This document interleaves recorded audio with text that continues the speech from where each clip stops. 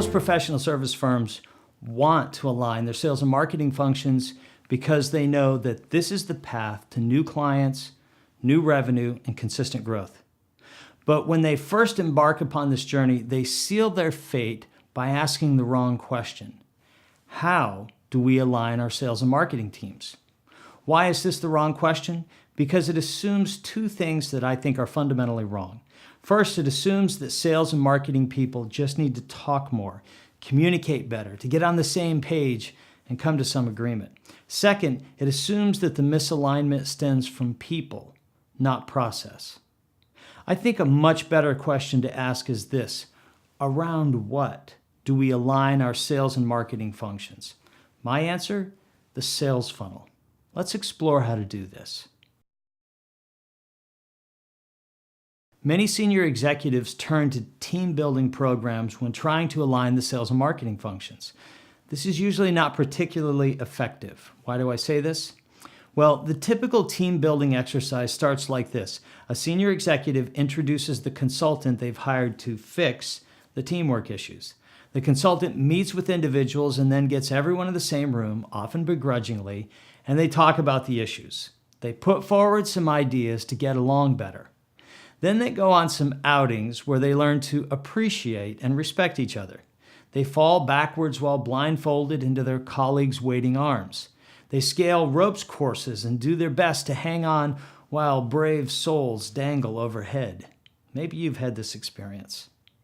That's all well and good, but come Monday morning, these teams still have goals that they must achieve. When those goals seem diametrically opposed, the problems resurface, even though the people don't want them to. So the question becomes, how does team building help people achieve alignment? My answer is that personalities and people were probably not the problem in the first place.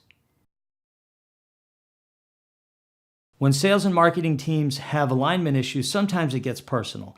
I have seen senior executives from both functions seethe at each other in meetings. But for most professional service firms, that's not the case. The people want to get along. But under the pressure of day-to-day goals and deadlines, their communications get truncated. Sometimes their tone of voice becomes tense. I've more than once witnessed passionate professionals who are in violent agreement with one another. Marketing people want to deliver value to their companies. Consultants who hate the label of sales want to close more deals, but they struggle to work together to achieve meaningful results for the business. I typically know there are alignment issues when I hear these types of complaints from marketing leaders. Salespeople won't follow up on the leads that we've generated. Sales team members think of us as pre-sales and don't understand or respect the wide range of responsibilities that we have. Sales team members won't give us enough cycles to support content marketing.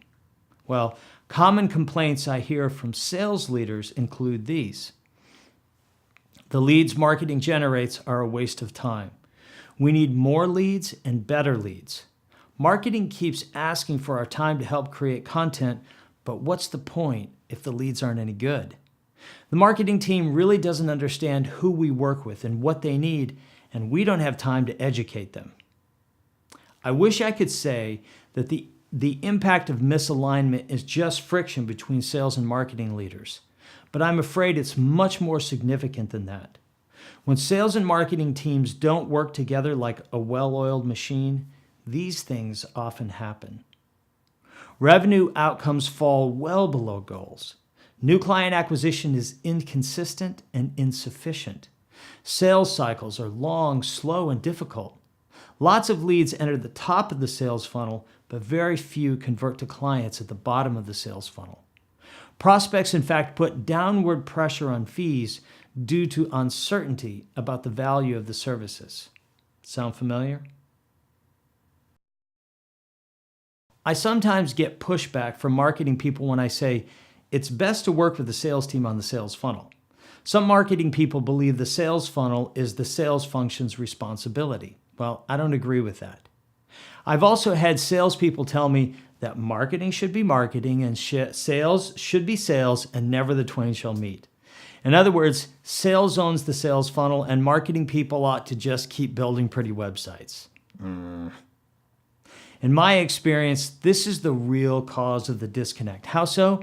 Most professional service firms have a 5-stage sales funnel that looks like this. Awareness. Prospects become aware of your brand, services, and content. Consideration. Prospects sample your content to see how you can help them. Interest. Prospects engage in serious dialogue requesting a proposal. Evaluation. Prospects evaluate your proposal against their needs and competitive offerings. And then selection. Prospects accept your proposal and move to next steps. So here's an interesting question. Who takes responsibility to generate awareness about a professional service company's brand, services, and content?